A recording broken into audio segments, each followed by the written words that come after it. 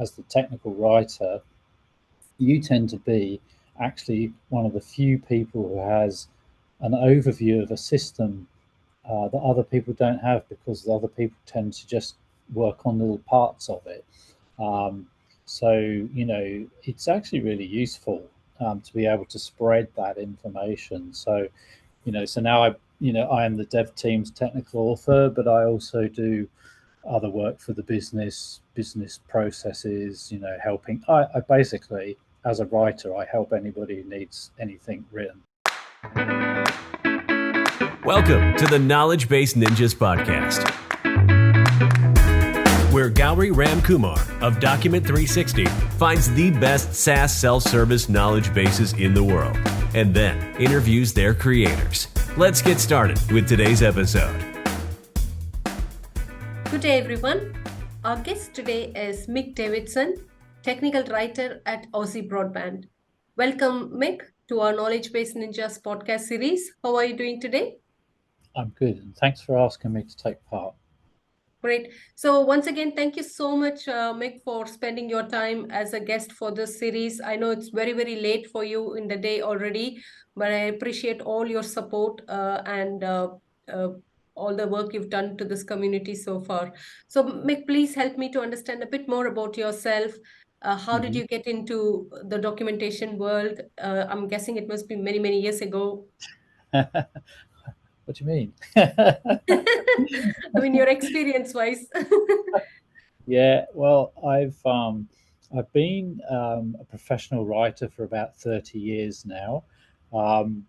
I didn't have any skills or anything like that when I left school. I worked for a long time doing semi-skilled work and manual work, but my brain kept saying to me, I need more than this.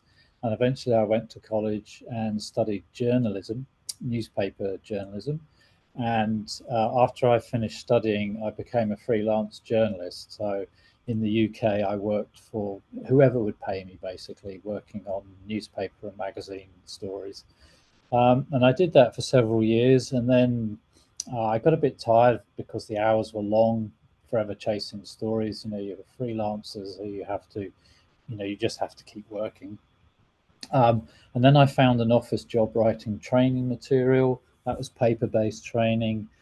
And from there, I got into computer-based training. And from there, I got into writing help files. And from there, I sort of moved across into writing full-blown user manuals and, technical software-related technical manuals. And I've just kept going from there, really. I've spent, probably 20 years, something like that, writing user guides and that sort of thing, which is fine. But to be honest, it was wearing a bit thin. And then I moved to Australia 6 years ago, worked for Oracle for a while, writing technical end user stuff. And unfortunately, at the beginning of COVID, got made redundant. And then 6 months later, I got my job here at Aussie. And I now work in the development team, and I write what we call the developer's handbook. So that's a book which is essentially a wiki, and that describes all the different systems we use. It talks about how we code. It talks about little gotchas that might be in the system. So anything and everything that's going to help the development team of about 45 people to do their job better, and give them the information they need to, because we have something like 170 systems at work, and some of those are really tiny, just a few fields, and some of them are absolutely massive. And of course, people don't know them, but this is one of the things that I've discovered as a technical author over the years, is that you, as the technical writer, you tend to be actually one of the few people who has an overview of a system that other people don't have, because the other people tend to just work on little parts of it. So, it's actually really useful to be able to spread that information. So, so now I am the dev team's technical author, but I also do other work for the business processes, helping. I basically, as a writer, I help anybody who needs anything written and is a bit stuck themselves. So have there been any shifts in the nature of content technical writers produce? And I'm sure there must have been since you started, but what are the key differences from the past? I would say the main difference now is that when I first started, virtually everything you did was paper based.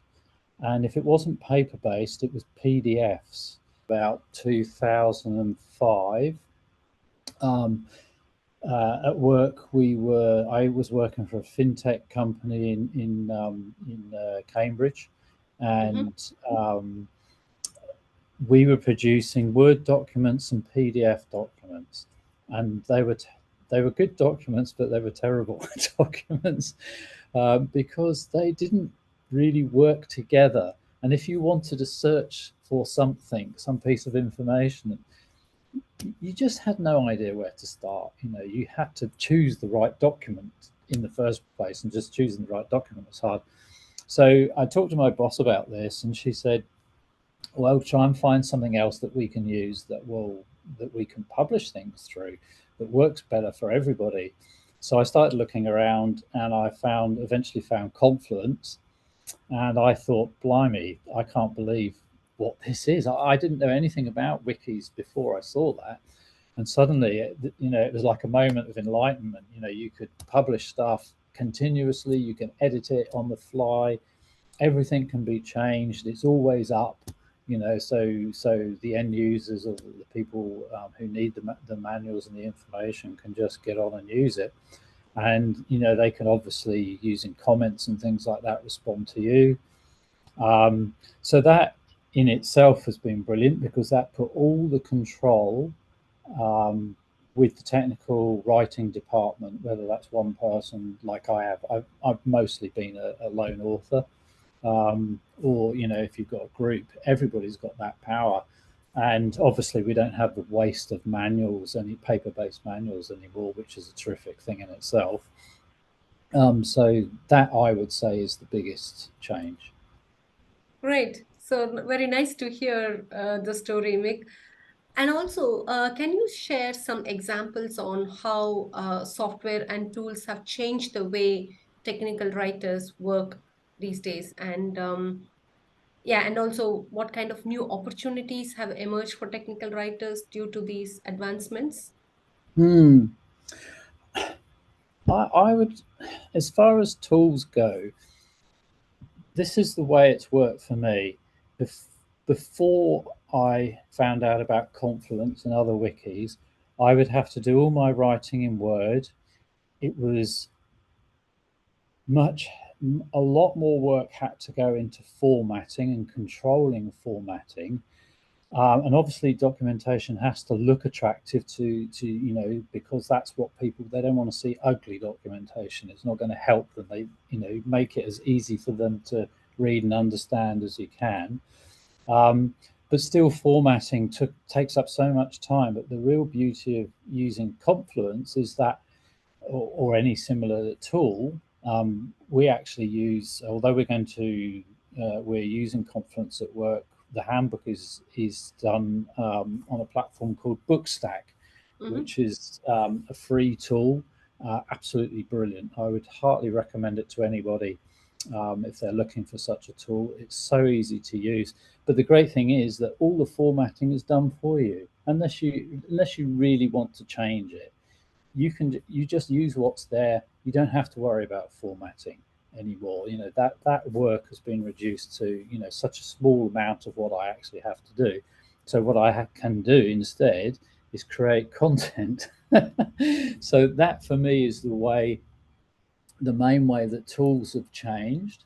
But I would say, thinking about AI and things like Bard and ChatGPT, what they have given me is the ability to carry out research and have that. So everybody knows this, but you can go to Bard or ChatGPT and say, give me 100 words on what a VLAN is.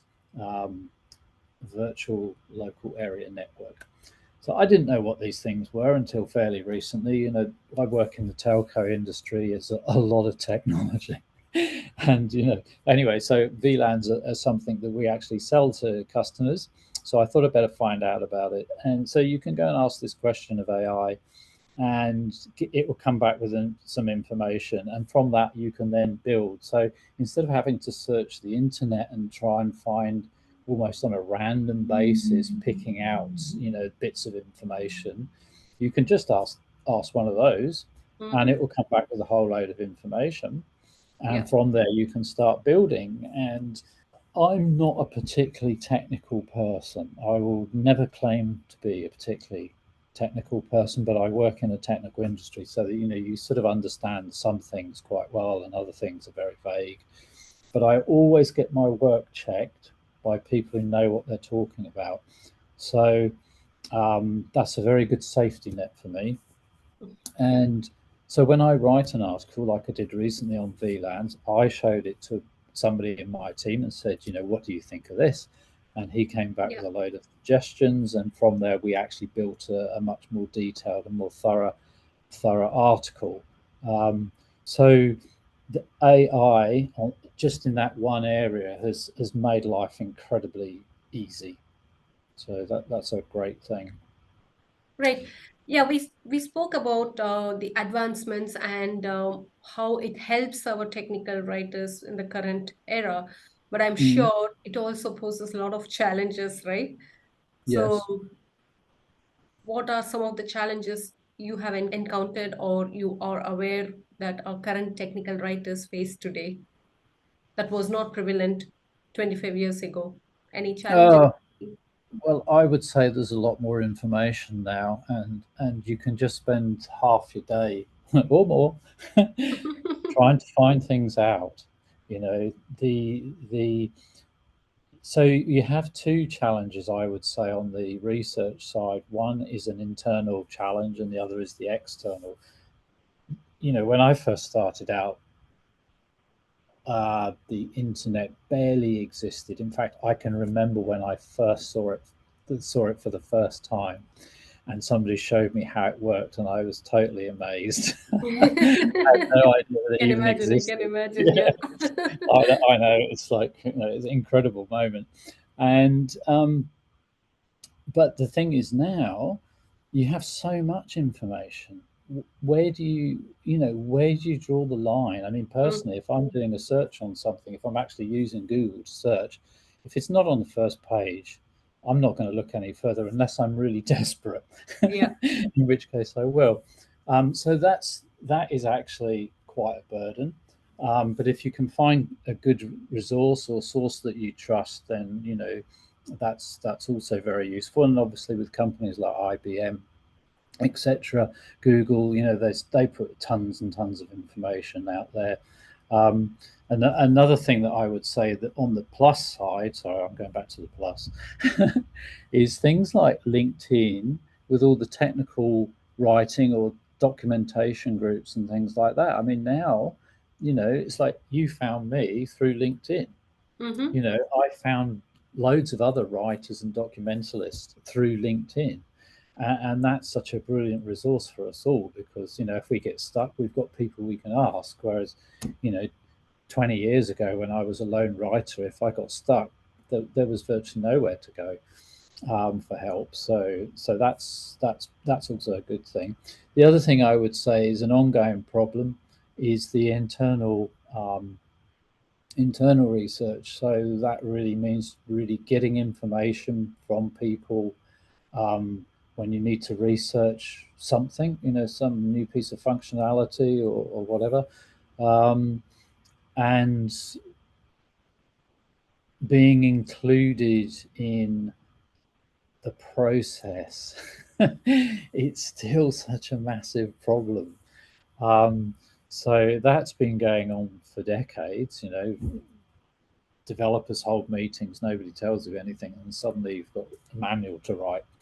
But, you know, you don't know where the information is. So that is an ongoing problem. We're working quite hard at Aussie to resolve that issue. And to be honest, it's not about people being deliberately unavailable, shall we say. They are under a lot of pressure as well. All the developers, everybody who's remotely technical is under pressure to perform and to get things done. And one of the downsides, I would say, of being a technical writer is that you're usually the least remembered person, and you're certainly the last in the queue in terms of getting developers time to help you, say, review a document, because they're getting stuff done that gets dollars in.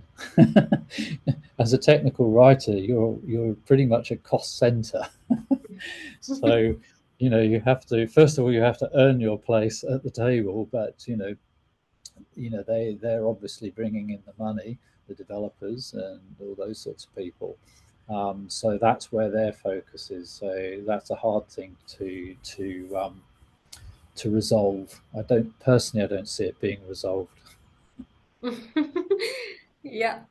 I think that's what was happening, but a lot of companies have started treating documentation as the mainstream, similar to Mm, development and QA, because it's one of the most important part, mm.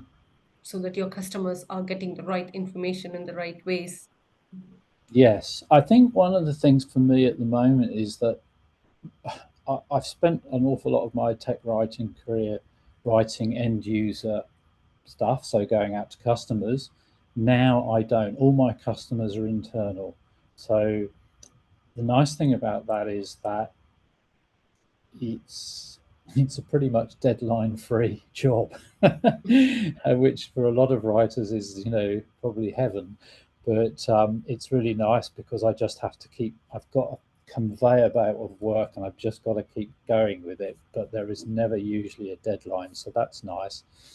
But I would say one of the other changes that I've seen is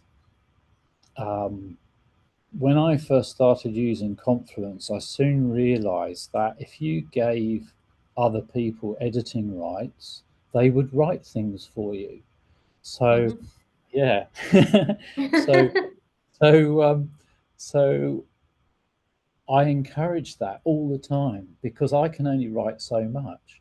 But if there's people out there, or people in any of the teams, it doesn't matter which team, marketing, BAs, BIs, people on the phones, sales, anybody, I don't care. If they've got an idea for an article, then, okay, give us the basics of your article and I'll turn it into something that's publishable.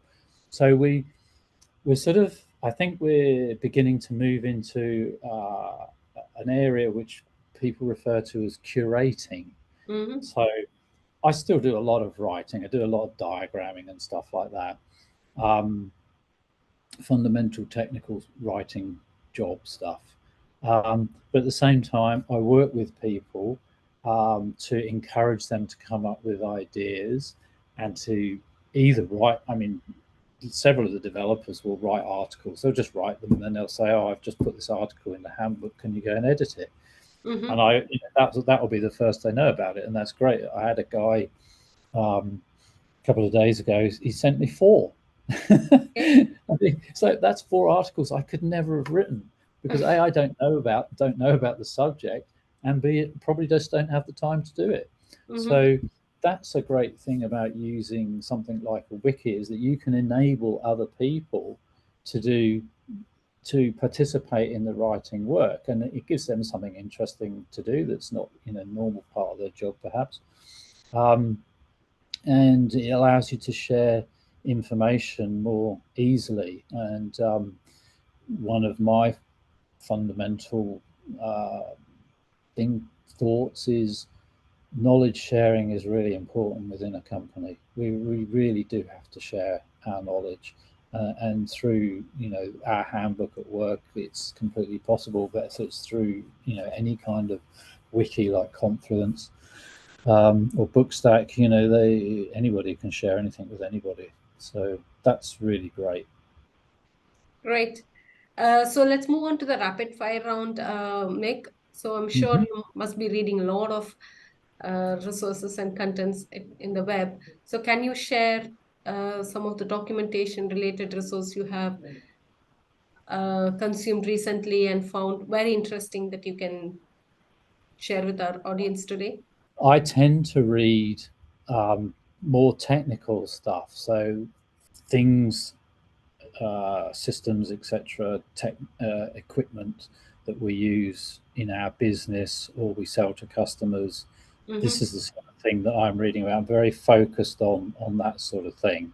So Yep. for me, I've got all the tools I need, so I don't really need to learn anything more. Having said that, LinkedIn is a good place for resources for training. True. Been looking at their stuff, which we get free at work, which is really nice. So yeah. Right. That's that's very good to know, Mick. And at the end of the day, if you are equipped with all the materials needed for your job to be done more effectively, that's exactly what you need to focus. Mm. Right. The other question I have is, what is that one word that comes to your mind immediately when someone says documentation? User manuals. Great. My last Yeah. question to you today is, what is that one piece of documentation related advice you would give to a 20-year-old self? I think just to be more assertive, if you like, more confident. Great. So again, as I said in the beginning of the recording, that there's a lot to share from your side, and you haven't let us down. And it's really a great pleasure to have some of your experience shared through this podcast, Mick.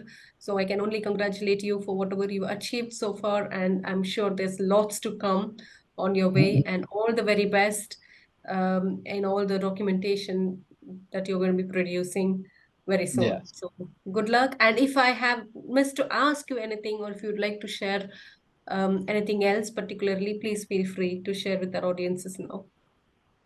Yes. Okay. No, what can I say? I think we're now in a position, as we've talked about, where we can move into curation. We can carry on writing, doing that stuff, which I really still enjoy doing. It's all part of the creative process. But now we can be much more central in an organization, much more valuable. We can be the wheel around which a lot of things turn. But we have to get out there and make sure that people know that we're there, and that's very much what I do. I try to meet as many people as possible. A, because I want them to know I exist, and B, I want them to know that I can help them, and C, I want them to know that I'm really interested in any information that they can give me that will help me to do my job better. Great. Thank you, Mick. And once again, all the very best and have a good day. Great. Thank you. It's been a pleasure. Thank you. Thanks for listening to today's episode of the Knowledgebase Ninjas podcast. Please head to iTunes, rate, and provide honest feedback on the podcast. See you next week.